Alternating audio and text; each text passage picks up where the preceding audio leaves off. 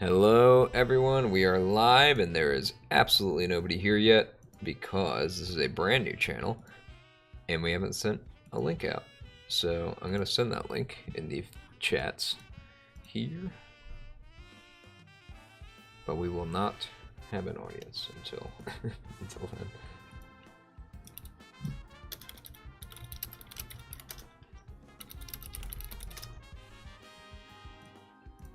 There's that there.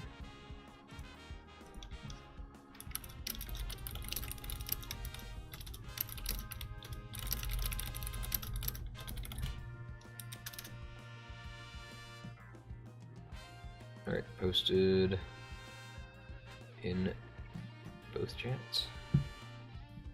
Hell yeah.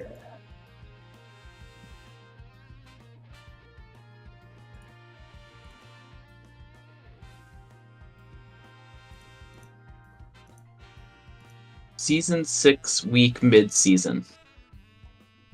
Did I not? Okay, that's... There we go. I kept it as season 6 week 4 on the stream itself, but the name I changed to mid-season, so I guess I forgot to take out week. Whatever. It won't be on the VOD. Nobody will know. Oh, the category is people and blogs. We probably don't want that to be the category. People and blogs. Two things that I think are equal to each other. Where's gaming? Yeah, here's gaming. Pokemon, Scarlet, and Violet.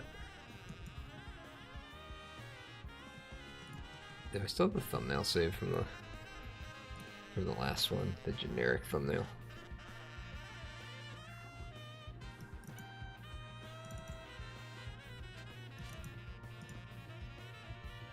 There we go. We have a thumbnail now too.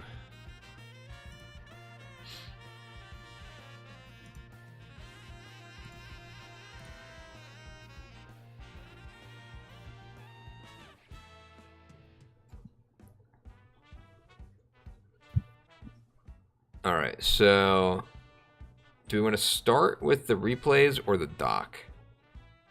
I think probably the doc. Yeah, Okay. it's gotta hit the sense of the league on a whole. Yeah. Only thing is it spoils some of the games, perhaps. Shit. I think that most of the people who will be watching this footage already know how these games ended. You gotta think about 10 years from now when people are digging up the history of this league. When one, both, or all three of us are famous, Yeah. they want to know how we got our start. Yeah. At least 2 of us. Alright, do you want to do the doc first? We can do the doc first. But nobody's here yet, so... doesn't really make a difference. Let's go. I guess the doc... Yeah, we can do the doc first, because then anyone watching the VOD who just wants to like hear what we're saying about their teams to fix can just... Don't have to Skip around. Fish around for it. It's just right there at the beginning. Yeah. Alright, let's hop over to the doc. So here we are on the dock. And you guys can see this on my screen share, right? Yeah. Okay. Yep. So in first place, with a tied differential, with a different record, we have myself. Undefeated by people of lower records than I. Equal, yes. Lower, no. Wow. So, Jeez. that's a pretty commanding lead. And if that pattern continues, Yeah. it's impossible for me to lose again. So, We could, yeah, we could go to like the player tabs potentially. yeah. Do we just go through each one? Sure. Okay. Well, actually, let's talk about the divisions. Let's talk about the standings, because I think it's worth noting that you are in first place, but things are close in this league. Yeah. Yeah. There's 8. I feel There like are this is 8 definitely games the left, by the way. tightest. Yeah. Right. So it in a unlikely but technically real situation, last and first place are still totally mathematically capable of switching. Yep. Yep. Right. If I lose my next 8, I would be. It doesn't even need to be that many. Or I guess maybe it's not. Maybe we have 6 left. I think it's possible that I could get to 6 and 8 is what I. We have 8 games left. So okay, so it'd be 6 and 10 would be my minimum. So until somebody wraps up 10 losses. 10 losses, and if I don't lose another game, that's the only way that it is locked at 10 losses. Yeah, so it's really close. Yeah. I mean, look at this. We've got 4 of us at 5-3, me and Harry included. Mm-hmm. Then we've got 2 people at 4-4, 4 people at 3. It's like a mathematical distribution. Tied here. Like exactly tied. At Yeah. 4 plus Yeah. 2. Even And just the top 8 differential. makes playoffs. So. Yeah. Right. This is honestly Right, and where the the biggest jump is. The real scramble will be in like the 7 to 11 position where everyone is still in it. This is the. I mean, even Max. Jeff is very much still in it. For sure. Yeah. Even, That's why, I mean, with the even new at team, teams. he definitely should not be giving up yet. Yeah. There's a lot more to be played. You and Harry have the same differential. I'm 1 behind the both of you. Like this is Yeah. this is I a have very a different feeling season these than last season. differentials. These differentials are also like pretty close together, all things considered. Like maybe not 6-2, but like 6-4-2. You know. I The mean, it number of definitely games feels are like that- differential is going to be critical in these playoff standings. Like, people are going to be For tied sure. up. And last season we had this really weird situation where Harry, Brian, and the Pittsburgh Steelix, James. You guys for had, those like, of you watching who don't know, who the I don't know. Pittsburgh Steelix I'm are. trying to play to your potential audience True, of right. future fans. 10 years from Brian. now. But it was Yeah, like we had a triangle. what was Yeah, the it's what rock, was paper, the scissors. score? It was like you each had like 12 wins, and the next highest was like 7 or something. Like it was really silly. Yeah, but specifically our losses were to each other. Like, so I lost to Harry, Harry lost to James, and James lost to me. Yeah, we were all and then 2 And they were like our only 2-0 losses. against each other. Yeah. the rest of us were crabs No, in I a had a bucket, few other like losses. unable I to. gotta rise. remember. I gotta remember how many games there were that season. Honestly, We played 18 games. There were 10 people in the league. oh really? There was that many. Yes. Yeah. And that's why we instituted the division standings so that we would do slightly less games. It feels like this is like more games. Maybe it's just because we're playing against more people with 12 total. There's more people in the league. Probably, yeah. So, yeah, last season, James had 15 wins, Brian had 14, Harry had 13, and then the next highest was me at 9, with a -3 differential. Fourth place had a negative kill differential, and that was the best kill differential outside of the top 3. It was a total disaster. It was a nightmare. That was last season James had like insane kill differential. Yeah. It was Plus like plus 50. 50 or something. Yep. Fourth place was dead even, like was 9-9. I was Wait, I did not have a winning record in Holy fourth shit. place. What was James's? Crazy. James was 15-3 with Oh. a plus 50. 50. Yes, you had a Yeah. plus 28 and Harry had a plus 34. Oh my god! I And the forgot rest that of us that were was- negative. It was part of that was Tera for That's sure. insane. But it was Yeah. it was probably I the think- dumbest league we've ever done. Without Tera, I feel like it's It's so much more balanced. Yeah, Mhm. more balanced, I would say. Like easier to not just get like randomly swept by something or like Mhm. not able to break a certain Pokemon and then like you just get totally like 6-0'd. Like Yeah. now it's just I feel like a lot of the games have been close and like also I feel like everyone's just taking games off of everyone. Like Yeah. Mhm. just like anyone can take a game off of anyone at this point. It Unless really you have a feels like. worse record than me, then you can't take a game off of me. It's Uh-huh. statistically improbable. I will say, not to rub anything in, Harry, this was the first time I've ever beaten you. Yeah. And we have played each other in 6 seasons, in the playoffs so many times. Actually, Like, wait. Yeah, And then- you and Max both. And then Max did the got- same thing. Like, it was... Yeah. And you're still... I mean, you're in second place. It's not like you're struggling at all. But I do think that Who- this season feels like everyone's got teams that are competitive. Even, like, the new players, even the players who are... everything's just a couple adjustments away from all these standings being in a completely different order. I Yeah, think also people this season have more I'm checking like something. dedicated teams. It feels like where people have like weather like 3 or 4 teams have weather strategies, and like Zach and Davey are both pretty heavy on the stall aspect. So like this season feels like certain matchups are like pretty like matchup dependent. Yeah. As a result. I like Max's analogy in the chat. Harry's this year's Chiefs, more vulnerable than ever, but can still just win it all. That was me last season. Yeah. I feel like that was the first time that the armor started showing cracks. but yeah, no. So is it just Jeff who's been here the whole time that doesn't have a win on you now? Because Davey got one, so. Max got one, and Ian got one this season. Yeah, and what's his name? Andrew. He beat me last season. Yeah, that was last season. And I think I either beat you last season or the season before. I forget which one. Yeah. But that was also a game that like didn't really matter. Definitely a far cry from season 1. Completely undefeated through 8 weeks of play and like 6 rounds of the playoffs. Yeah. I think it's been fun to see like this standings does sort of show how much everyone has gotten better and like figured they learn from each other. Race. Yeah, like it can be frustrating to lose, but like at the same time, it's just so much more fun to have everyone like playing super well. And yeah. Hopefully, we're actually amusing you now. Well, and I also like, aside from like really playing Zach week 2 or week, did I play? I guess I played him week 1. Aside from Zach, I don't think there's any. Oh, and Max, not Max, Jacob.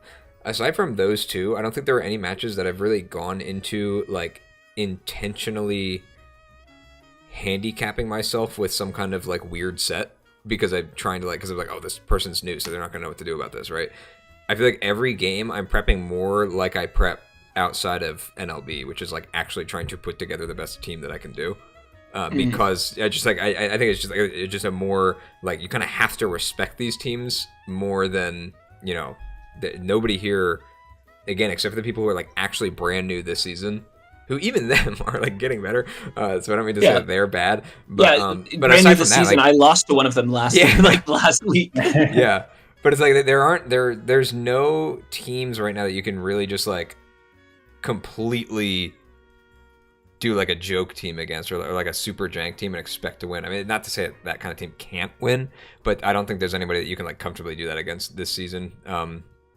Like there was kind of in the past where maybe not to an extreme degree, but like you could definitely get away with some stuff or like put some funny stuff on a team and just know that one mon can easily just win the game otherwise. So you don't have to worry about putting together a good team. So it's cool to see that like that's just not the case now, because really like up until what was it, I guess starting a couple weeks ago, because there were 4 games in the last 2 weeks for everyone. The people that were at the bottom, if you were just going by record alone, were James and Max, who have both been here a while and are both good players. And so you can just say like, oh, I get to play the 0-3 guy this week, that's an easy win. It's like, well, no, it's not. Like, you still have to prep. James won both his games last week with big differentials, 3 and 4. Yeah. Max won 3 of his last 4 games. Yep. With 3-3, 1 and -1. Like and the game he lost was crazy close. Yeah. Yeah. But not close enough. I wonder who he could have lost to. Should we do a quick team rundown? Yeah, let's go down the list. I can like read off the order, kind of. Okay, you want to just do it based on the standings? Yeah. Okay. That works. So mainline Yankees first. Oh yeah. Here's the boys. Oh, you've got a pretty even kill spread going on here. This is how mine always looks, though. I always like spread out who I bring to games, and I mean, this is actually the time. This is the time that I have like the most like consistent people coming to a game, partially because of the way the team is constructed, being so top heavy. Like I don't really have a choice a lot of times. Right. But I've always spread it out. Flat. You could look at any of my past seasons in any league, and it pretty much always looks like this, where there's no... aside from Annihilate, I usually don't have one mon that's like way far above everything else. Everything's usually pretty close together, and that's partially too because I sack a lot of mons, and so like if a particular mon is like my win condition that week, like I'm just like the other ones just die. So they end up with like pretty average differentials because even though like Greninja's like kind of popped off, like he's still +3 because he's just I put him if I don't need him for the win con, he's bait.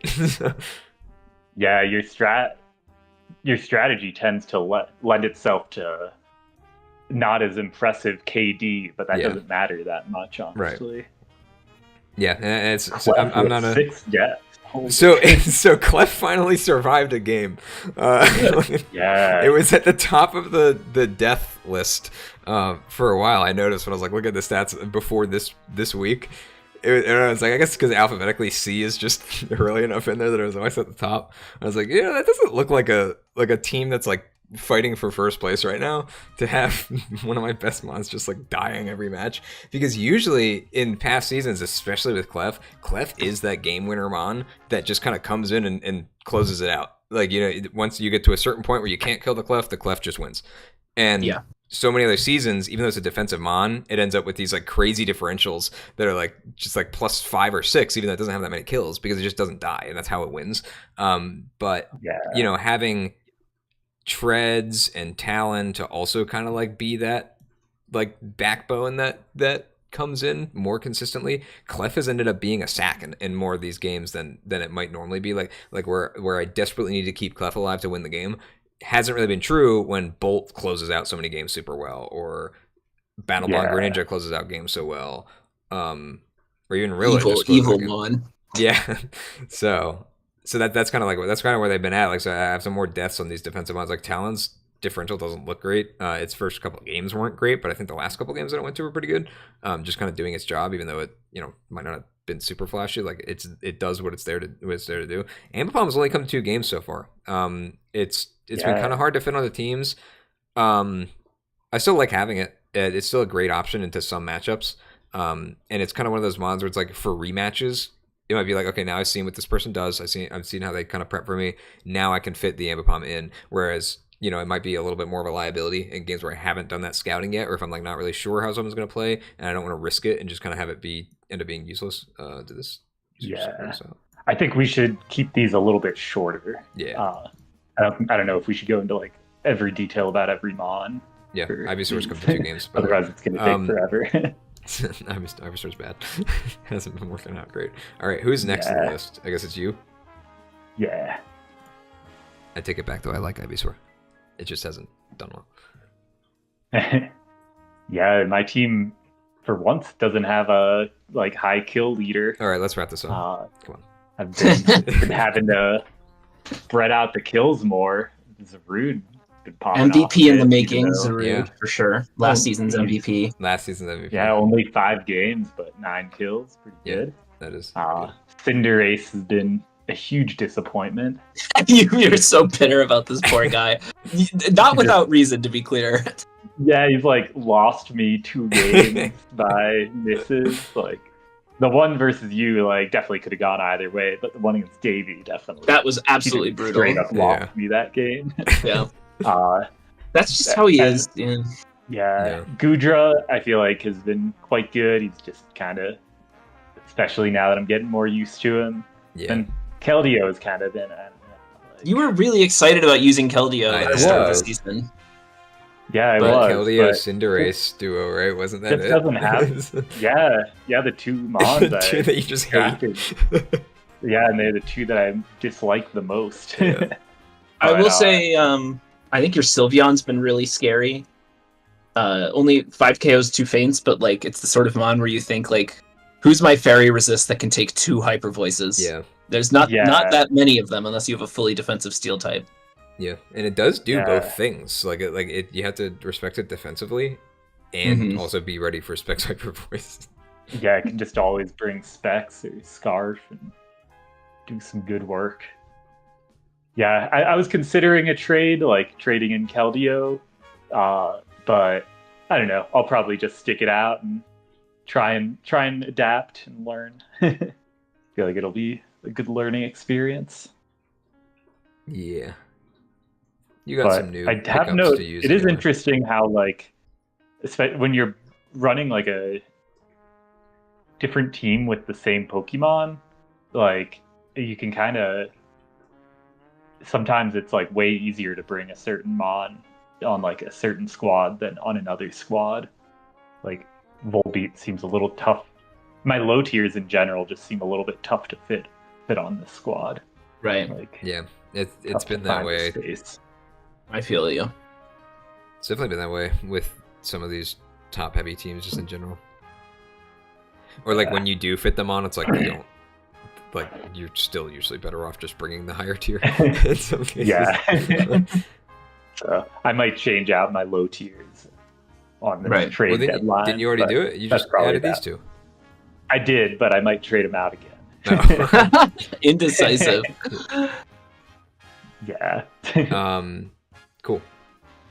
Do you want to? I think next up is Ian. Yeah. What was your new name? The Park Slope Porygons. Yeah, here we go. ESP. Ooh, yeah. Valiant. Valiant coming in with 10 kills. Yeah. Which is funny because I have often felt like, what's Valiant doing? Like, a lot of games that I win, Valiant doesn't come in. But a lot of games I'm winning because Valiant comes in and wins the game by himself.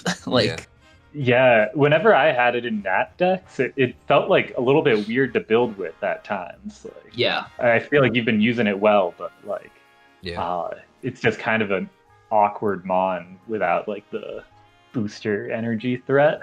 Yeah. Yeah. Still good for sure. Its wins definitely seem like less flashy because I agree. Like, obviously, like I actually wouldn't have predicted this KD or like even just this number of KOs in general. Just looking at it because like you see it do stuff in games. But it never has that, like, huge moment of, like, oh, this one's the win. It's just kind of like coming in one games. Like, it's like, all right, there it goes.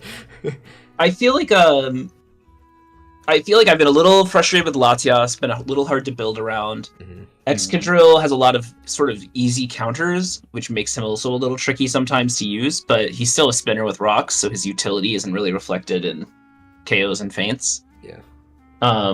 Definitely... Volcanion has been way better than this looks. Like, Volcanion seemed crazy good. Volcanion like seems like a defensive slot on your team more than anything. And he's a completely like matchup warping dude to have. Where like, they have water offense. No, they don't. Yeah. Or they don't have a good water resist. Like they have to respect Volcanion every single turn. Yeah. Mungus has been decent. Scizor is my favorite Mon to use on this team, I think. I've been wanting to use him in draft since season 1. I just never made it happen. But I didn't realize he does so much. And I mean, he got a 6-0 sweep, which is where all those kills come from. But just having him in the back is so much pressure to say, like, be careful or you lose to Bullet Punch.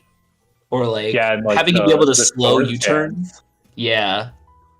But even with Banned, Bullet Punch, if something gets, even a resisted threat gets chipped down to 30%, like, Scizor kills it. Yeah, for sure. Being able to underspeed U-turn and pivot into stuff like Hippowdon or other defensive like answers is really nice. Yeah, I've definitely felt him. Yeah, he seems like a fun one to use, but I would hate using the 4x weakness in draft. I just feel like I would be so paranoid every single turn. Having Volcanion really softens that blow. That is true, yeah. I really can, if like you're gonna click a fire move into into a potential Volcanion switch, who then gets a free Steam Eruption, which almost nothing in the game wants to take, even on the switch in. Yeah. Like the ability to threaten that is really great. Yeah, Scizor is so fun in draft. Yeah. I want to see you pop off with Excadrill. Yeah, I haven't set up a big sand game. Part of the problem is that playing into other weather teams makes it a little hard to like plan around. I'm gonna get Excadrill in and win. Part of it is that Excadrill has a couple like against certain like ground immunities. He doesn't have a great move to hit them. Yeah, I felt like at times I'm like, oh, I can Iron Head them and do like 30%, and then he dies to a Surf or something. Like, I will say Houndstone. I haven't brought him as much. What surf user are you hitting with? I don't know. Pelipper. It's always Pelipper. No, but great idea. Houndstone is I've only brought him a bit. I brought him today. I just like having a strong ghost attacker, especially the way that a lot of people's teams shook out. I felt like he represents 80 to 90%, and having banned Shadow Sneak is never like a bummer. And he can take hit. Ambipom. Yeah. Yeah, you're right. Houndstone does struggle in the Ambipom matchup. Good to know. Well, cool. Next up is D or Dan. Bethlehem Oh, right, Ravens. Dan. So previously undefeated, very recently. Yeah, recently he's defeated. had a little bit of a slide, but still strong in the still a standings. good team. And honestly, and it's just hard teams. The teams he's been losing to are all quite.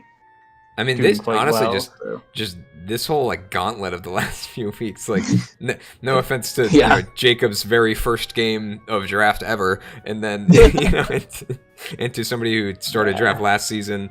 I think last season, maybe 2 seasons ago. I forget. Yeah. Andrew, not new, but still newer than. Yeah. This was the gauntlet, I guess, of just people who've been here forever. And then on top of that, Latios as well. Latios is number 2 in kills for the entire league. Yeah. Yeah. We can look at that at the end too. Look at the stats. Serena popping off a bit. Yeah, Serena has been a good. Serena's gotten multiple people with Queenly Majesty. Yeah, this season. Completely forgot about it. It's such a funny ability.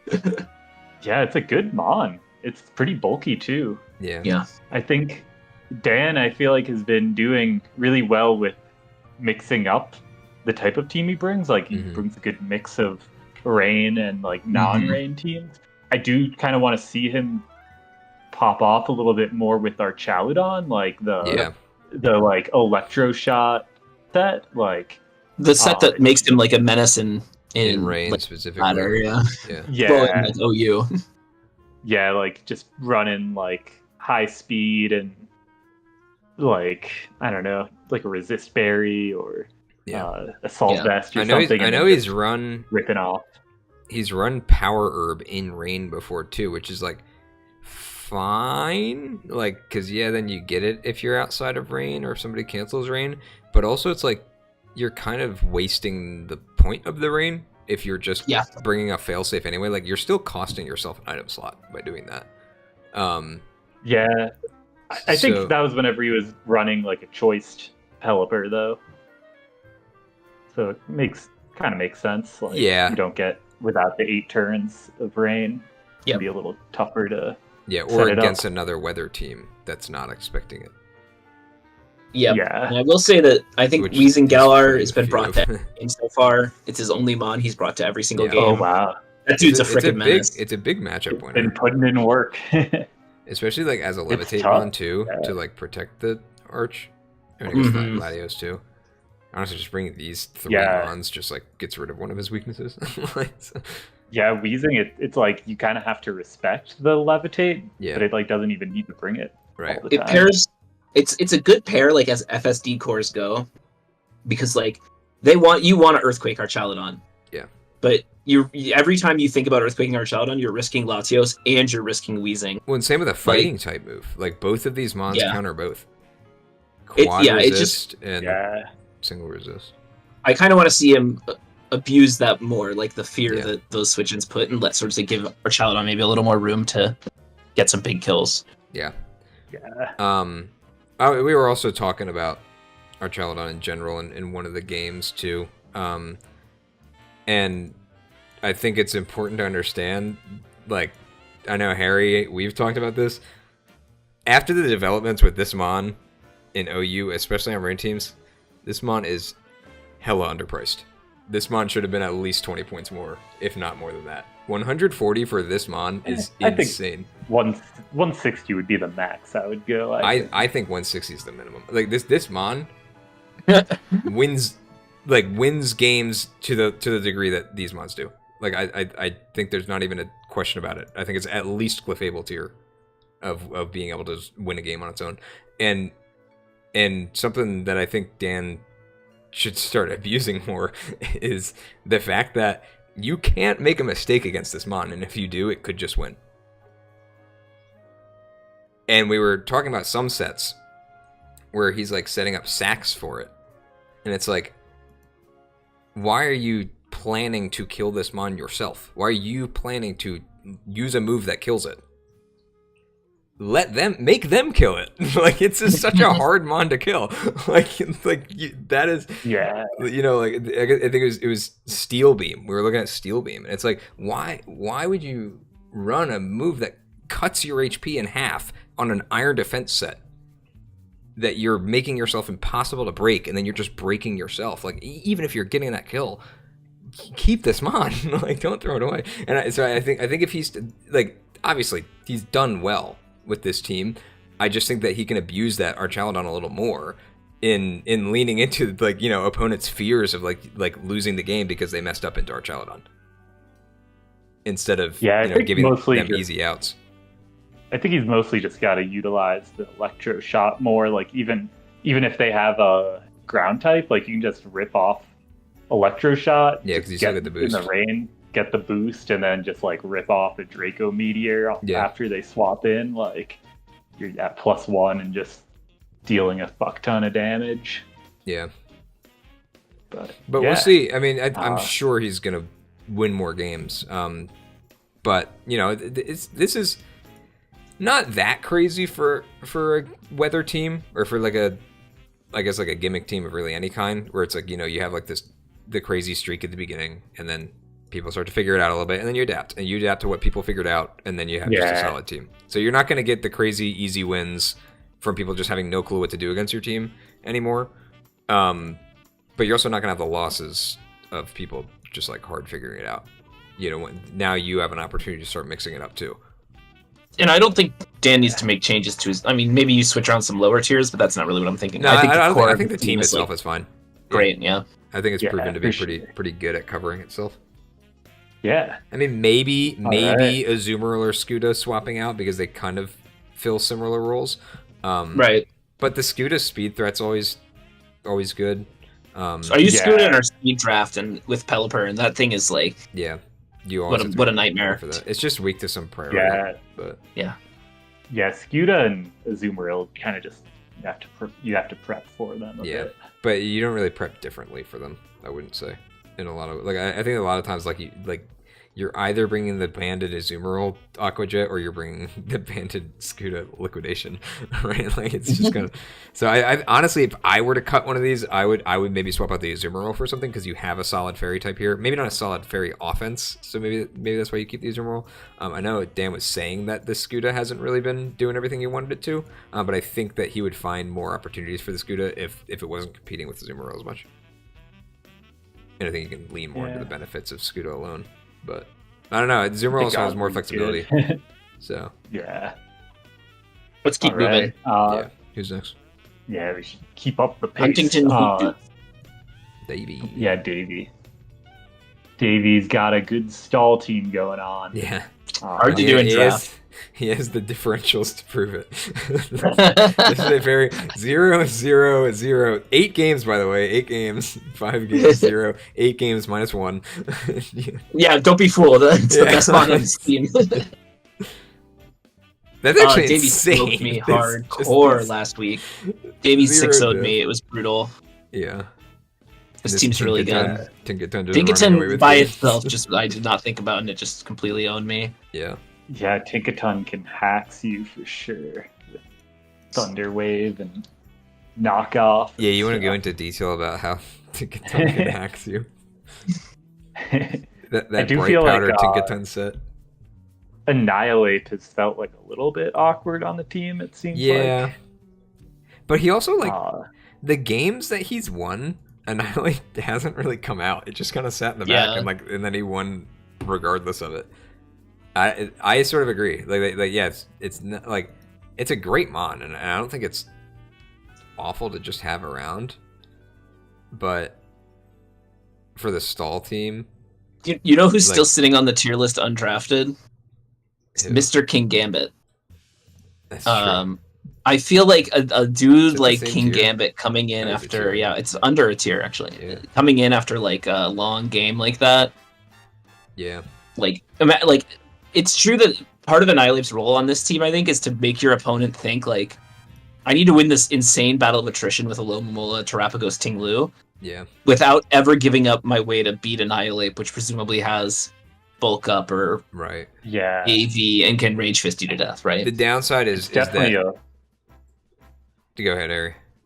Definitely a big threat in the team builder, regardless of like what it's been Mhm. doing. Like it occupies your mind and like makes you consider how to beat it in team builder.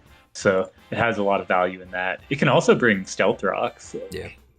But It's I don't know also why. not He bad already to have has a ghost really type to spin block with, right? That's just yeah, valuable. That's what I was going to say. Yeah, Is that I the think spin Annihilate. blocker. I think Annihilate is a really good spin blocker for this team Yeah. because you have to be really careful what you're hitting these mons with. Mm-hmm. It to not like proc a Rocky Helmet on a little Momola or use the wrong move into Ting Lu. There's I mean, if you try to mid-ground Annihilate coming in and you do like 20% to it, that is just bad for you. Right. Like, that you have only made it better for no real advantage. And it can heal that up later with Drain Punch. Well, not even Drain Punch, like just a little Momola, flip turn Wish. Like, there's just there's so much risk to just throwing out a move against a team that you have to break. Like, you have to break this team down, but you also can't touch the Annihilate, or else you could just lose from that. Couple changes coming in. The commissioner's stepping in. I forgot to do these changes earlier. So wait, what did you replace? He dropped Scyther and Espeon. Okay, that's fine. I think they were doing dropping, getting a grass type is nice. Yeah, well, it's not a ground. Getting a poison type, though. But I guess you don't really getting a poison type is really nice. Like poison spikes, we're gonna just totally destroy. Like once I got poison spikes up and had Tinkaton low. He was pretty like chips his whole team down, but with Vile Plume, it keeps you real. Like can't just bring toxic spikes and expect it to work. Vile Plume's a really good answer for like the grass types that'll threaten a Momola as well. Yeah, Zebstrika has been good. Zebstrika has been the surprise, the breakout star of this team for sure. Yeah. I think Zeb might be a little underpriced just because we didn't really touch it, and it got a lot of really nice new moves, and I think Davies put on a good show of what it can do now with some of the new Trailblaze is pretty cool for it to have. Mm-hmm. What else did it get? I mean, Supercell Slam also just like being a strong move that exists. It got high horsepower as another huge one. Just a nice little solid low tier. So. Yeah, and I think Salamence definitely has been really huge helpful. Addition.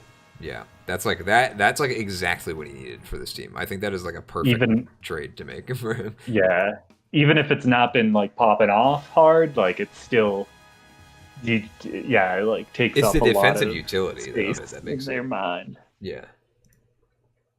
All right. Yeah, I guess next up is Andrew. Yeah. These two boys. Team has been. I have not played Andrew yet, but me neither. His team is scary. Oh yeah, you guys. He's like he's brought 5 Pokemon every time, but they're really good Pokemon. And then like Grafaiai and Mimikyu are both like really kind of annoying to deal with. And these two are very different to prep for too. So like even though like these are predictable, like the 50-50 between these two sometimes like could be a pretty big difference. Yeah. And Necrozma has been, I feel like there's our kill leader. Necrozma really well. Oh, is it? Yeah. And Kyurem is tied for 3rd. This is definitely a team where the kills have been funneled. Yeah. He's a lot of setup sweeping. Yep.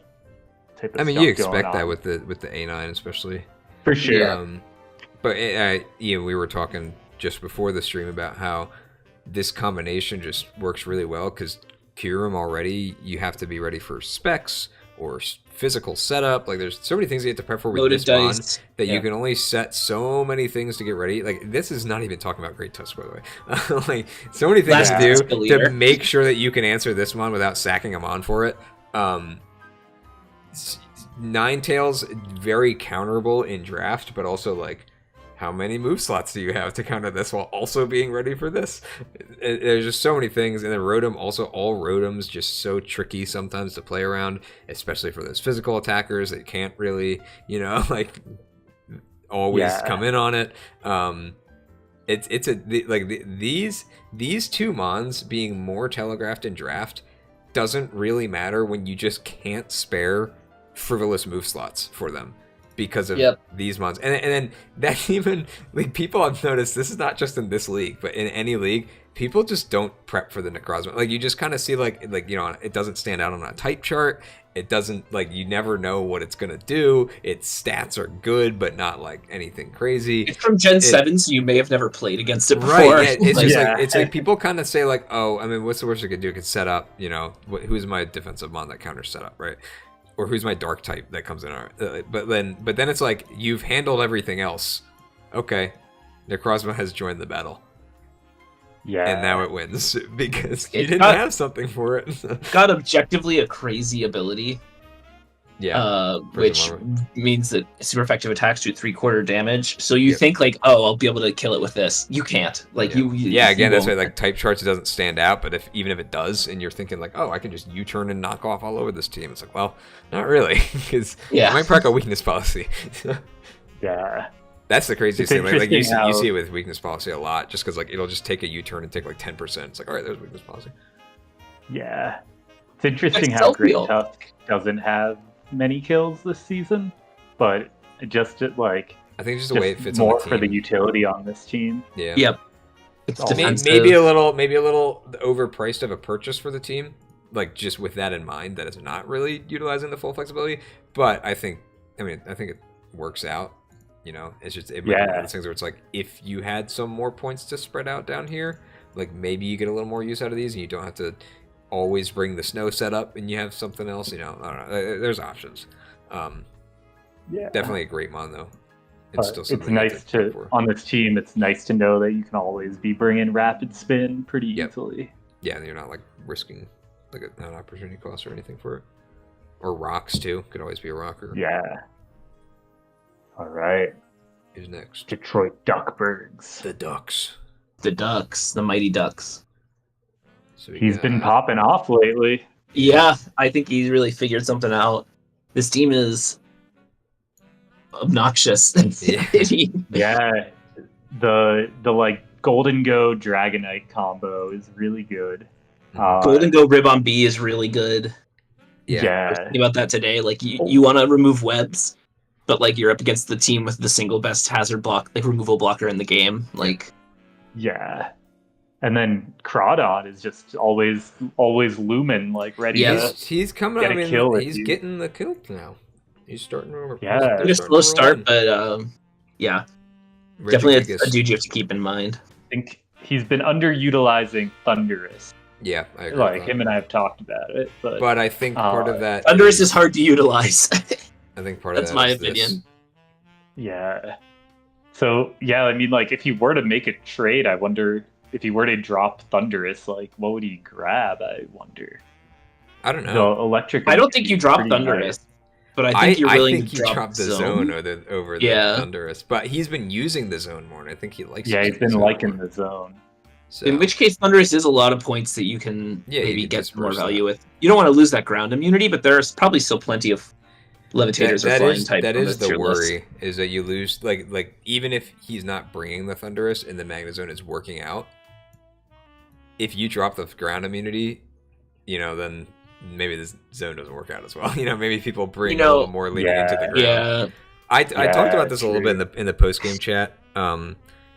And because it's something I noticed in his last few games, there have been more balloons than games brought, and I think that kind of, sort of, it represents the issue of the team well. If you're not bringing the Thundy, and Dragonite's your only ground immunity, you're forced to bring Balloon every game to for one of these mons, if not multiple, which he's done as well.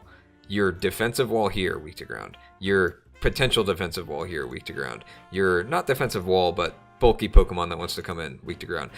Your ground resist has like 50 base HP. You're really still. Yeah, well, right, but you're kind of you're kind of overly relying on this, or you're running a boot set always with like roosts and stuff instead of being able to just go all out with a band. I think that if people catch on more to the balloon strats and start bringing some, I think that we've made enough jokes about double balloon, triple balloon team that like people are going to start thinking, how do I get that balloon? Exactly. Well, that's exactly what I did in our match too. Turn 1 with treads out, with hazards up, was click the neutral move that pops Goldingo's balloon when it comes in. Right, like that's just got to be your priority, because Max has won enough games pretty much entirely on the back of Balloon Goldingo, on like putting his opponent in a situation where they've got like only ground type moves and normal moves left and fighting moves, and then that's it, right? Like the thing is too, like Balloon's actually a really good item on Goldingo specifically because of the knockoff weakness. So like if you get rid of the balloon, then you don't have an item. So like so that has some good synergy. The problem is when that's your only answer to the ground spam besides Dragonite, then it starts creating problems. Or if Zone also has to bring one because you didn't bring your immunity here, you didn't bring something else. That's why I just think that's like. What about a grass type? A grass type? Oh, as like a ground type. Just a ground resist, yeah, for sure. Yeah, what about like Ogre Pawn? Who's up on the Ogre Pawns? You would just need regular Ogre Pawn, right? That's at 120. Yeah, regular. 120. Well, Zone is like 90. You know what might be good though? That would be a. Well, I'm assuming he drops Thunderous. Oh, right.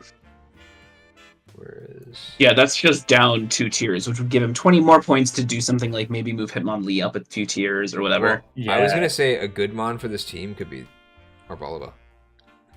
For that. Oh, Arboliva's interesting. I don't think he has a normal type, so it's a ghost immunity. Yeah, and the terrain would be huge. I mean, terrain helps Zone. I mean, there's a reason that like Rilla Zone was like a pretty popular thing for a while when Zone was like more used in the meta. But so it doesn't save Zone always. Like sometimes they'll still just break through and kill him. It'd be huge for Goldingo though. Yeah, because he's just normally like if you have like a bulky Goldingo set, like he's suddenly not worried about Quake as much. The recovery is great. Yeah, the recovery for everyone. It makes Zone, if you're keeping the Zone, like the bulky mon that isn't running leftovers, gives it some recovery there that too. Cut power on Earthquake is really nice. Yeah. So I think that would be a sick pickup if you have the points for it. If you're, I think a grass type could be useful for sure. Yeah. But well, cool. On to the. Who is next up is James. Yeah. James had a very rough start to this league. Yeah, a couple changes that just went through.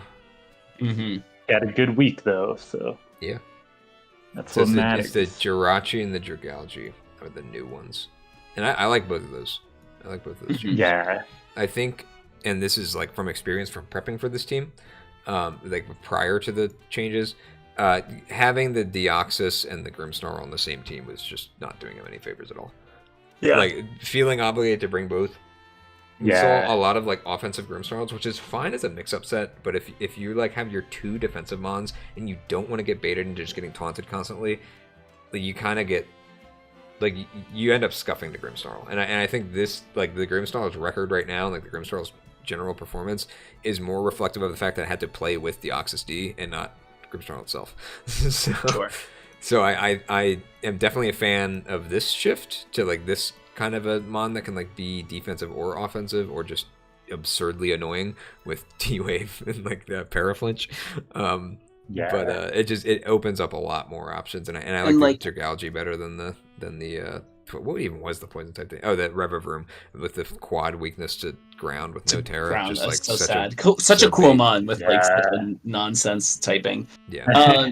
And we've seen this time and time again, which is that Trick Room teams really struggle in draft. Yep. That happened to regular Ursaluna last season. It's been happening to Ursaluna Blood Moon with Deoxys Defense this season. Yep. Just too many ways to stall it out. I think you sort of have to bite the bullet and say Blood Moon's going to be slower than everything else. Yep. Like, and accept that you can plan around that. With Jirachi, wish support, bulky. You can do that. Just do it, yeah. Yeah, and Ursaluna has self-heal. Like, I think it's a plenty good mon. I think I'm excited to see, like, maybe things look a little different now that the structure can change. Is a little less, like you said, locked into Deoxys from Snarl. Yeah, and honestly, bringing on the Jirachi just as a steel type too, because like Tera Blood Moon is like insane because you can just do the Tera Poison. It's like, what are they gonna do to you? They can't toxic you. They can't break through you at all if you get your Calm Minds off. Jirachi, great deterrent for toxic spam. Yeah, and Ursula's been toxic a few times, so definitely on the brain. Yep. His team's definitely a lot less toxic weak now. Yeah, well, there's Jerk Algae too. Electros he's been utilizing well. Yeah. I didn't know that what it was capable of really, but Wigglytuff pretty good. I think after League Review had some of its KOs taken away, but still doing fine. Shit. Yeah. So we're not he's on the upswing, probably. Yeah, I'm excited to see where James ends up. Yeah. I mean, I think the fact that he started winning even before. Or wait, has he? Okay. Oh yeah, Jirachi's come to 2 games, and those were 2 of his wins. Okay, all right. Yeah. Well, I was gonna say like even before he got the pickup, like the new pickups, he was starting to turn. Well, I mean, it's easy to say like my team has a problem, and it's really hard to identify what you need to fix to actually like. Because changing one piece out of your team introduces so many more complications on top of that. Yeah. So to make that change and have it pay off right away without like an adaptation time is really good. I mean, Jirachi's good at that. So. Yeah. And just as one last note, because Riverroom because I thought about drafting Riverroom too, like early on when I was building the team. This is a lesson in splitting your ground and steel type up, because one low tier ground steel type being your only toxic immunity and toxic spikes answer and everything is not good when you can have toxic immunity, toxic spikes absorber, both of them toxic immunities in the same game. Like it becomes a lot better for you if you can split that I feel up. Like so Rev of Room, you really feel like you need another steel type with Rev of Room. I think it's kind of a trap mom where you see like, wow, these 2 like essential types that I need, I can bring them both, and like I can get them both in one budget pick. It's like, oh, doesn't really work that well.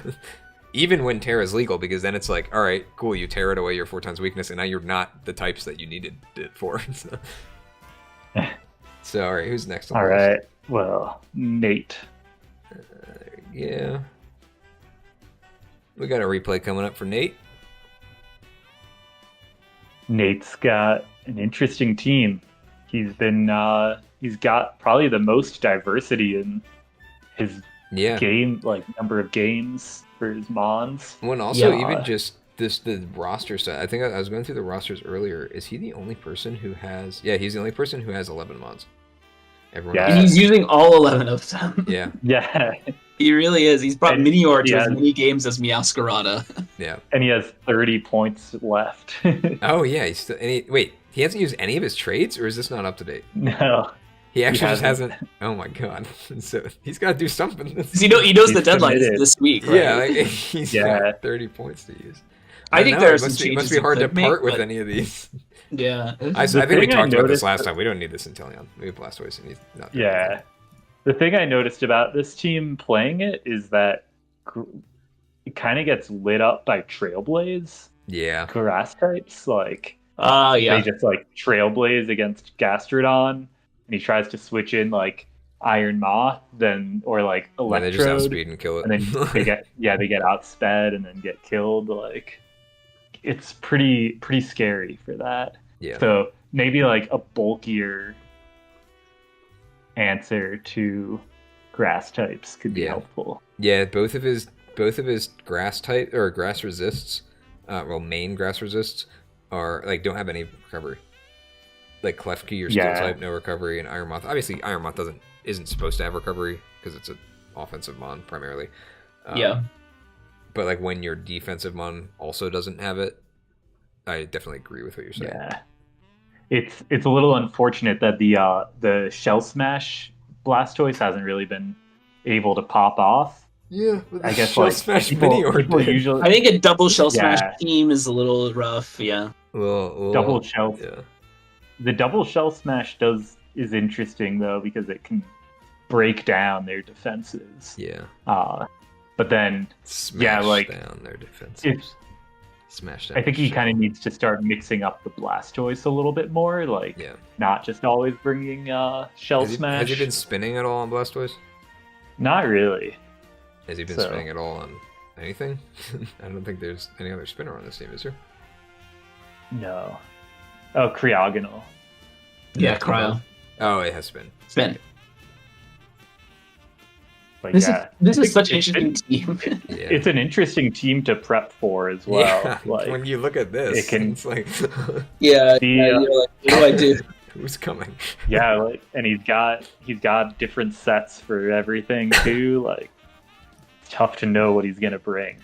I feel like you're right that Inteleon, that's a good place to spend 30 points. Go up to 110. You've got some cool stuff at 110 points. You've got Breloom, Fezandipity. You've got Moltres, Raikou, Sandy Shocks. I think Fezandipity would actually be really sick on this team because it answers the grass weakness problem while also having recovery. Yeah. And I don't think he has a poison type besides Moth. Yeah. And it lets Klefki not be the only fairy as well, because it's not really going to do much offense as a fairy. Even about 100 points, you've got like something like Goodra might be nice. Yeah. That's just a ton of resistances. That's really, as we know, really hard to deal with sometimes. Yeah, has a lot of good set variety. Yeah. He doesn't have a dragon type, so. Yeah, I feel like it would slot pretty well into this team. It's crazy. Then if he's really attached to having points left over, he can hang on to those 10, for a memento. I think we probably talked about this in the original roster review too, about how he has the highest low point value mon on the team. Like he just has such a spread out team, and he's definitely like proven that with the amount that he's brought literally everything. Yeah. So I think there's no point in saying he should consolidate because like clearly the style of the team is to go wide. I think that you just got to think about like, is everything on my team playing the right number of roles? Do I have too much overlap? Like the advantage of going wide is that your opponent can't say, I can probably just bring grass moves. Yeah. Right. Yeah, I think the clearest overlap is the Inteleon. Just like mono water. Yeah. And an offensive mon without much utility. It's just not doing it. The like fast attacker too is like already taken by already got Meow and Moth, yeah. So I feel like that would be an easy trade, but just upgrading Inteleon. Yeah, for sure. But yeah, I think after that, is Quad City. Quad City. Jacob Moore. Starting to pick up some wins. Yeah, wow. Yeah, only dropping a game to Max on a hot streak, so. Definitely Sneasler got me. We played it this week. Sneasler is a menace, man. That normal gem fake out into Unburden, giving it like 600 base speed. It's so like crazy. You're not outscarfing it. We shouldn't have told him about it. I know, that's why I'm like glad that I played him week 1 week 2. Because he was kind of like, once I realized he wasn't doing the Unburdened thing, I was like, wow, this is suddenly a much easier team to beat. Like just in general. I mean, just the mix-up I felt like I was in was I didn't know if it was Boots, I didn't know if it was Focus Sash, I didn't even think about normal gem. So I'm like trying to play my entire game around how do I break Sash? How do I break Sash on Sneasler? And then like it didn't matter, I lost. Going from just like Poison Touch every week in like Air Balloon Poison Touch and like all these things that's like just run Unburden to normal gem fake out Unburden sweep. It's just pure gas. Leap. This is like, definitely I don't blame you for not being ready for that. Yeah. I thought I had recommended that one specifically, though. Maybe, yeah, but like even with a recommendation, it's like you still like as in Ian's position, you're still not ready for that. For you being the week that happens. For sure. I think that 12 kills on Sneasler. The next highest is half of that with 6 on Gardevoir, who's run pretty much always Scarf, I think. Yeah, he has run Scarf Gardevoir a bunch. I feel like that. I think that's like I think Gardevoir's been really good for him, and Gardevoir is a little hard to use because its speed tier means that it is really vulnerable to stuff. But I think it gets careful about being too obvious. I think choice is fine, but I think he might get some value out of going for Specs Moonblast in some of these cases. Yeah. Because, like, I agree. Like, yeah, it gets outsped and killed by a lot of things. But it's also weak to priority already. And Scarf doesn't help that at all. Like, you're already getting, just priority killed or, like, priority 2-hit KO'd. And I know, at least in my calcs for Gardevoir, there is a very, like, hard line where Scarf comes into play with like no boosting item. Like, I don't know what it is. I think it's just Gardevoir's stats, like where its special attack rests. It ends up being like there's a pretty clear line where it's like, okay, if it's not running specs or like any kind of boosting item, it's like you can pretty easily wall it with this answer. Like there's usually something that's like pretty consistently just like comes in on it every time. Whereas with specs, it's not necessarily the case. Specs Moonblast are much fewer things that can reliably just like start coming in on it. I think that Jacob's defensive core, which is like Garchomp, Corviknight, Rotom, is really frustrating to deal with. Yeah. They cover each other really well. Rotom is obviously like a multi-format all-star. Corviknight's crazy. Garchomp's Garchomp. I think that the problem is that Cloyster overlaps a lot with those guys. He's only brought it 3 times, which means he's feeling like it's hard to fit it into his teams. It's 90 points that you might want to put somewhere else, right? Yeah. I could see that. Yeah, I haven't played him yet, so to that note about the defensive core too, I agree with that, and I think that's actually all the more reason too to maybe start experimenting with some like maybe more vulnerable Gardevoir sets, because you know that you have a reliable backbone for like if you need to swap. Yeah. Even Calm Mind can be pretty good on Gardevoir. He certainly knew, like, I'm thinking about, like, when I played him, I had Scizor, who I knew could always come in on Gardevoir and Bullet Punch, right? Mm-hmm. And so Gardevoir has to come out. But then if I'm clicking Bullet Punch to, make sure he's actually switching, and he's going to Corviknight, that chips, like, he can really, like, protect Gardevoir until, like, I don't have Scizor anymore, and then he can just set up with Calm Minds, right? Like, you can really punish with Corviknight, like, Rocky Helmet. With Garchomp Rough Skin Rocky Helmet, with Rotom Wash, who has so many statuses. You can punish people for trying to punish you for setting up. Like, you can really play around that. You know what I also realized just now is this team is so physical besides Gardevoir and like Rotom if you're running an offensive set. But also Rotom, even Quillfish is physical. Hitmontop's physical, Stabilize, whatever. All of it's physical, and I think that might be why he feels like he has to run the Scarf Gardevoir, because if he loses it to something that he wasn't ready for outspeeding it, that he loses to any physical wall. Then they all just come in like they just lose to some mons, or even just like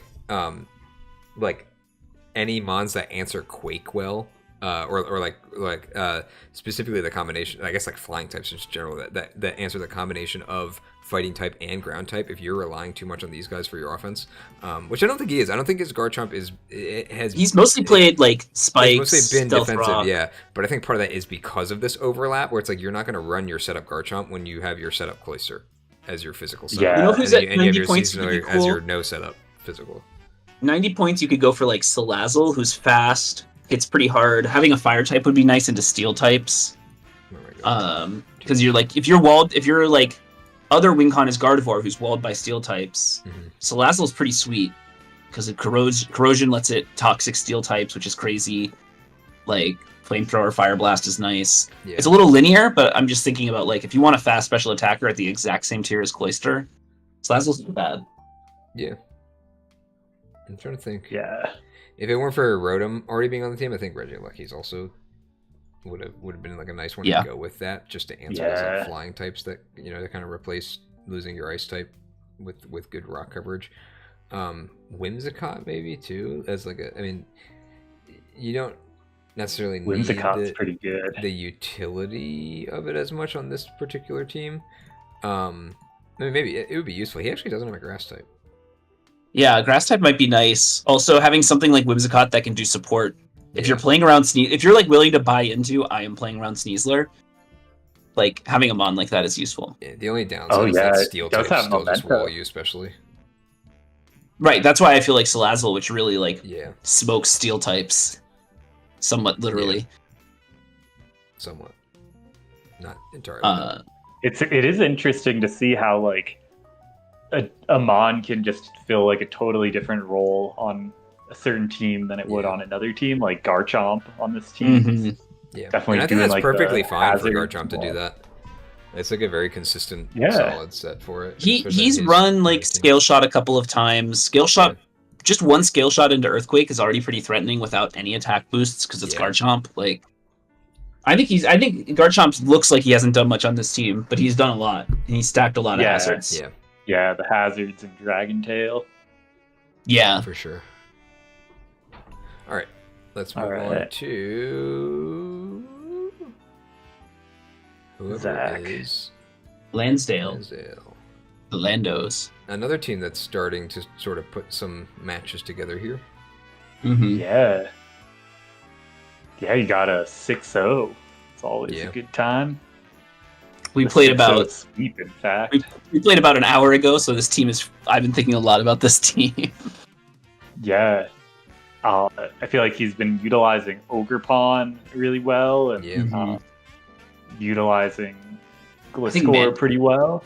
Gliscor's done well with Mandibus has been really threatening. I think that Gliscor was the big one that he had to figure out that is now sort of more in that state where it's like starting to do stuff. Like I feel like he threw it away a couple times in some of the earlier games. Just Gliscor is a learning curve. Yeah. But I think he's getting. It's just got such a good move set that you can like really target its move set to specific matchups. Yeah, I mean, I remember Gliscor was MVP of Season 1 under your control. Yeah. So Season 2, I picked it up and it was miserable. Nobody knew how to do anything about it. And then you told Season us 2, what I to had do him and he about it. didn't do anything. He was also, I couldn't sort of utilize the full width of Gliscor's available move sets. Here, I feel like today Zach busted out Ice Fang Gliscor. Oh, really? You know, Hazard, for Latias. Jesus. Hazard stacking is really That's a good. idea, like, just like Toxic Heal Protect is by itself just good. Like, it just lets you do so much stuff. I don't even think he's run U-turn Gliscor, but Gliscor still has U-turn, right? Yeah. Okay. Yeah, he's run it. Or like a Swords Dance Facade set. Mm-hmm. I'll say that Iron Boulder has felt like not very threatening compared to its price. Yeah. Well, we talked about it a little bit before when we were like trying to price it out, and I still stand by this. The Mon is not threatening with booster speed. It just doesn't do enough damage. Like, you have to do. It doesn't do much damage. You have to do booster attack or get a Sword Stance off, and there are too many things that kind of stand in the way. Have to go right. That if you're not, and it has some pretty common. Moment, Psychic is not a good defensive type, right? You're getting blown up by a lot of things that you stuff. would normally be fine against, like suddenly cover you. There was a Mon I was thinking of recently. I was thinking about it in VGC specifically, where we were looking at rock types like Cornerstone Ogerpon. It's like, oh, why isn't that used that much? Because it's like nice for certain matchups where it's like rock is good. And you look at like other rock types in the format, and you're thinking about the fire types that you're answering. Okay, the most common fire type in the format is fire dark type. What's your secondary typing that doesn't really help you in any way? Oh, a weakness to dark type. Cool. That sucks. I think like even this analysis isn't even like hitting it on the head the right way, really. Like, I don't think the Mon is bad. I think it's just on this team it doesn't fit super well. Like, it works really well when you have other offensive threats that can like chip down the opponent's defenses, and then it comes in toward the end of the game, like everything's chipped down and it just outspeeds everything and just it gets like a Swords Dance off and then just kills everything. Like, but that's what I'm saying. Just not the type of team that Zach has. That's what I'm saying, though, is that this Mon is not like Roaring Moon, for example, where it's like it can do that, but it's also just an immediate threat that comes in. This Mon, like, when you have an otherwise slow team around it and you can't come in and get that turn to Sword Stance, okay, now you're forced to run Booster Attack. Okay, if you're not running Booster Attack and you're running Booster Speed or literally any other item in the game, you have to get that Sword Stance off, or you're banded and then you get crept by Scarves or priorities. Like, it's that's why I think, like, comparing it to other immediate offensive threats that do what it does similarly, like it kind of falls flatter just in general, even though you look at that speed tier on a Mon with insane offensive capabilities, just like looking at just like move pool and stuff, like, oh, 100% accurate stab rock attack that goes through protect, awesome. but then again, you look at how much damage it actually does without boosting it, and I think we've seen it in some of his matches where he doesn't get that opportunity to get the Swords Dance off because so much of his game is pivoting around and covering weaknesses that he can't stay in long enough with it. And if he does stay in, he dies, or it's a 50-50. And then once you switch it out once, could have set it up. once it's booster energy, I mean, once it's switched out once, it gets sped by a lot of stuff. Yeah, so I think that part of the problem is that it doesn't work well on this particular team because it's so heavy on covering weaknesses with swapping around. I think that it just shares too much of its role with Ogrepon, Ogrepon really wants a Swords Dance or a Trailblaze, right? That's true. So it kind of stinks to have two offensive mons where both of them you're thinking, they're both physical attackers. I walled both of them with the same mon today with the Mungus, right? That's frustrating. Yeah. Like, you kind of want someone who can come in quickly and just do a bunch of burst damage, can force an unfavorable switch. Like, you don't want to bring an Iron Boulder and I can think, like, cool. Like, what does this do? Where is Boulder? Where is Boulder in the tier list? Like 170, 180? It is 180. Is it really? That is high. Yeah, I think that's probably a little overpriced. I know we didn't really know what to think of it. I don't think it's that good. I'm thinking of, if you were to move that away, if you want to keep that rock offense, without, you don't really need the psychic type as much. Honestly, another candidate for a team that maybe can Gambit looks really good on. You know who looks okay on this team is Torn T. It's right there in that tier. Maybe I'm overthinking this, but like, seems nice to me to have a Regenerator mon on already a decent defensive team. Tornadus is really freaking fast. It's just another 121 ice base weakness. speed. That's the worry. That's true. But it's got 110 special attack and 100 attack, meaning that I feel like overlapping defensively with Gliscor and Mandibuzz Gliscor, that is bad. And your I think Gambit looks good, you're right. Gambit would be again, the other stall team, of course. Gambit looks good on. Gambit looks good. That buys you 10 points to maybe move Klutz around. And you have a good answer to fighting types with Gliscor, and even Mandibuzz control would be a little bit. Yeah, that is really. You kind of want something fast. Ogrepon's not that bad to have as your fastest, and Sceptile's pretty fast, but I also don't think Sceptile needs to be on this team. Unfortunately, the top tier is sort of picked apart. Yeah. If you could, the slowest mon in the game is only 10 points more expensive. Chi-Yu. No, that's true. It's pretty slow. Oh yeah. Actually, no. In the same tier, Urshifu doesn't really fix your it overlaps with Ogrepon too, because water offense. Yeah. And it keeps you still pretty weak to grass types. Weavile maybe as an option. Harry hates Weavile. Yeah, Weavile is so bad. Just he doesn't have an offensive ice type. He doesn't have an offensive dark type. He has dark types otherwise. But again, another mon that's like weak, like quad weak to the fighting that Gliscor just really helps with. Or like Rocky Helmet Mandibuzz, even though Mandibuzz is neutral to it, it's like still eats fighting attacks fine. I actually don't think that's a terrible swap, because you're keeping the speed tier and you're keeping a similar mon where it's just fast mon that can set up and sweep, but also fast mon that can just band and just come through and wipe some things out. Yeah, you don't feel quite so bad about it. Yeah, and it's good against grass types, which give Ogrepon an issue. Yes, that's true. And gives Boulder an issue. Like it's sort of annoying to have both of your physical attackers be walled by one type, right? And you're like, well. Also, even in a way, obviously Weavile's not a defensive swap, but like I know that there were times when I was using it where it's like if there's a space where you're predicting an ice type move or like an ice shard or something, that's an opportunity to get Weavile in. Like if you're not finding those opportunities, and there are going to be plenty that come up against Gliscor. So. All right. And I think we can move on from this one now, though. Last team. Finally, Jeff. Where is it? There we go. I'm also thinking might not want to do any VOD review tonight. Yeah. Yeah, this is taking a while. It's already been an hour now. Yeah. Got a lot to say. I think we forgot that we were also doing this when we were planning the replays. Yeah. And also you guys picked out like 3 or 4 replays, right? We picked out a couple, but it was strictly based on who was playing in them. So I don't even know if they're that good at games. I mean, everyone will get a chance by the end of the season. Yeah, so we'll just keep in mind the people that we still have to do, and keep an eye out for good games that they play. Do those. So this is the most weather team in a draft with a lot of weather. Yeah. The most reliant on it. I think that. Yeah. I think his team is really scary. I think. Yeah. It can just break holes with even walking wake water resists.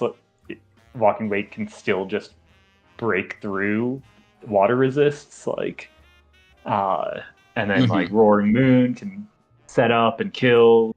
Venusaur can set up and outspeed everything. So really, and Screamtail is just Screamtail is such a menace. Yeah, it can win games. But I think Brian and I were talking about it a little bit. It almost feels like running such a dedicated Sun team. Kind of doubles up on what Jeff likes to do in draft already. He likes to go for the all-out offense, potential sweeping and stuff.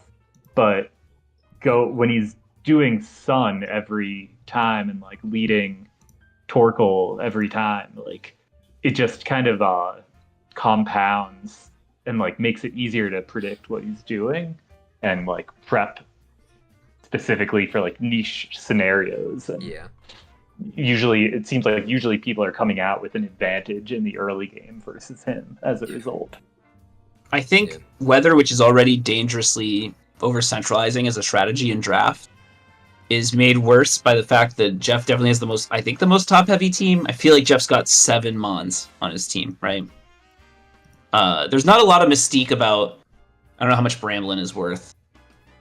Bramblin. 10? So it's 3 10-pointers and then 7 other Mons, right? This is a team where you know pretty much exactly what's coming your way every week, which can be really... You're right, it's a huge advantage from turn 1 to the opponent. I think Roaring Moon's good. I don't know. I think this is a scary, scary team, but I think that it's sort of vulnerable in draft in particular. Yeah. I will say something that I mentioned in Discord as well.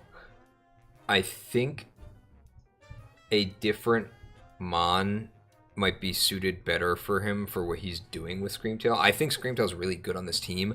I don't think he wants to use it in the way that it's good on this team.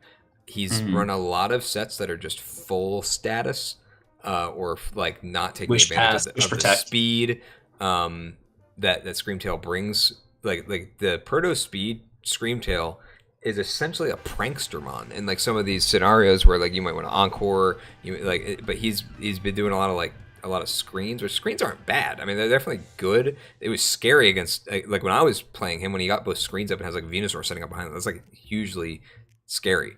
But at the same time, it's okay, well, there's your Screamtail holding Light Clay, so it can't hold leftovers, and it's not having its really important passive recovery in some of these cases. It's only running status moves because you also want to run Wish Protect, and you can't even fit Protect, or Wish Passing, and you can't fit Protect. I think he should, he looks at that special attack stat and thinks that this Mon doesn't do anything offensively, and it doesn't, but also having a button that does something offensively is still better than being a guaranteed, okay, I can just sit in front of this thing and do whatever I want because it can't touch me with anything at all. I can come in at 1% and it's not going to do anything to me. And I think he's kind of built himself into a corner with some of those sets, where when he could be utilizing that speed, or if he wants to play it like that, play a more passive one that kind of comes in and does things not automatically. I still think Hattering's a good slot for this team. It's the same type, the Fairy Psychic. It spreads out your point values a little bit more because it's a little cheaper. It has Magic Bounce, so you already have utility right there without using a move slot, and then you can do whatever you want with the other move slots. You can have your Nuzzle, you can do something offensive if you want to. You can do Calm Mind sets that Screamtail also does. The only thing it doesn't do is Wish Pass, which is useful, but I think that Mon fits a little bit better onto this team. And I also think Skarmory, while it protects some things really well, being a Skarmory in Sun is not really a good time. And I noticed when I was you just building, get blown up. There are a lot of times where it's like if you're Skarmory, you can tank a physical fire type or a physical electric attack like pretty consistently. It's like nowhere near as threatening as the electric coverage or the fire coverage. I could run like only half invested Talonflame with Flare Blitz, and in Sun it was like doing 70%, which you don't want on your max physical defensive mon. It also plays a little bit into the weakness to like just he has to sit there and set up stuff. You know, like, is it going to set up spikes or rocks or whatever? It doesn't have its defog anymore, so it's not really helping you that way. All it's doing is, like, is it going to come in and spam Whirlwind, or is it going to come in and try to wall something? But also, like, you have to wait for that perfect opening that's not in the middle of Sun, because now you're weak to whatever coverage somebody brings, like the non-stab Flamethrower on an uninvested defensive fairy type, just melting you, because you're giving it, you know, extra damage. I haven't really looked at what else would be better than Skarmory in that case, but I think these, if he wants to make more changes, he only has 2 more slots, so unfortunately if he were to like do these and have points left over, he can't distribute them down here because he won't have another trade left. Yeah, that's brutal. I also think this is a good enough team without it. Like, I think it's just a question of if he wants to play it in the way that I think leans into his strengths the most. And I think it is a little changing up his gameplay a little bit with Screamtail. I think it's a little frustrating, that Screamtail is sort of like, he sort of has to play it because he's sort of, now that he has Moon, maybe things change, right? That's important. He just got Moon this week. And Venusaur. Venusaur is also a massive difference on this team. But he was really doing a lot around Wake, and it was about how do I set up a situation to make Walking Wake come in safely and do a bunch of damage. So Screamtail was sort of reduced to like putting screens up for Wake, like wishing, like doing all sorts of stuff specifically to protect Wake, which is really like not a situation you want to find yourself in. That's a good point. Yeah, so that maybe opens up the Screamtail to do more. James also exposed a little bit like the lack of electric immunity, which is pretty scary. Also no electric type, so like paralysis just goes pretty crazy against him. So maybe if a trade were made, could picking up like an immunity to electric could be pretty valuable. Yeah, I mean, maybe if one of these mons goes on the market, there'd be a space to pick one of them up, you know. All right. I think that's most of what we were going to go over, right? Oh, we can do the standings, the Mon standings. Oh yeah, the Pokemon stats. Let's see here. So Necrozma jumping up to the top. It was not here before this week, right? He just jumped up there because I think Latios was pretty consistently leading. Yeah, I think so. Yeah, Necrozma popping off. I mean, look how tight this kill leader stuff is. Necrozma's winning, sure, by 1 kill, but Latios and Sneasler are tied. Yep. Then we've got 3 at 11, 3 at 10. Like, I don't know how many at 9. It's only showing 1, but it could be more. Right. It's definitely. It is the year of the dragon. It is. Latios, Kyurem, Raging Bolt, Walking Wake, Dragonite. Dragon Dance, Carl. Dragon Dance, Crawdon, yeah. KD. I mean, I feel like the KD is not as interesting right now. I mean, that'll be pretty similar, yeah. Just similar to the kills until the end of the season. Death is funny that the Dragonite's up there and Walking Wake are up there while they're on the first chart too.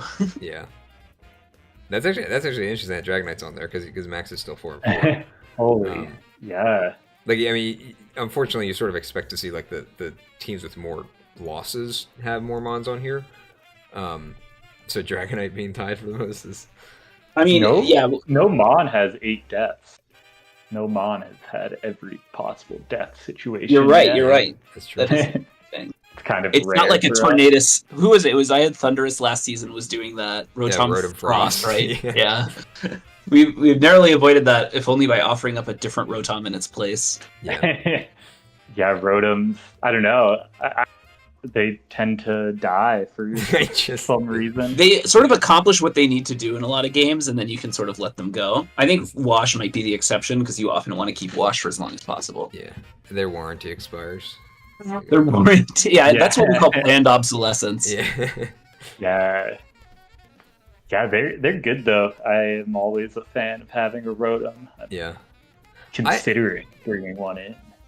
I don't know why. They're just so hard for me to use. They just don't really mesh well with my playstyle. Part of that is because I like to sack things so much to set up my win cons, and it just doesn't really work super well when it's like a lot of times I need them for too much. And I usually have other mons that I like doing the trick shenanigans with. Overly relying on can Wisp really is never fun. They really do too much. Like, it's often hard to figure out what you want your Rotom to be doing. They do too much, but also too they aren't little. The best at any of it. Yeah, and like Rotom Wash obviously is like the best of them, but even still, it's like, okay, there's your water type that has to hit a Hydro Pump if you're gonna do any water damage. Yeah. I definitely like the Rotoms more in this format than in BDSP. Yeah. Just because they're lower point average here, so it never feels really bad to pick up a Rotom. But like picking up Rotom Wash in BDSP, great mon, feels kind of bad to spend it's like 180 point mon or whatever. I mean, like Rotom Mo is great. Like it's so hard to swap into because it's just always a 50-50 with your ground types, and I don't know, they have such good utility with their with status moves, and as a Scarfer, they're really good Scarfers because of Switch and Trick. Right.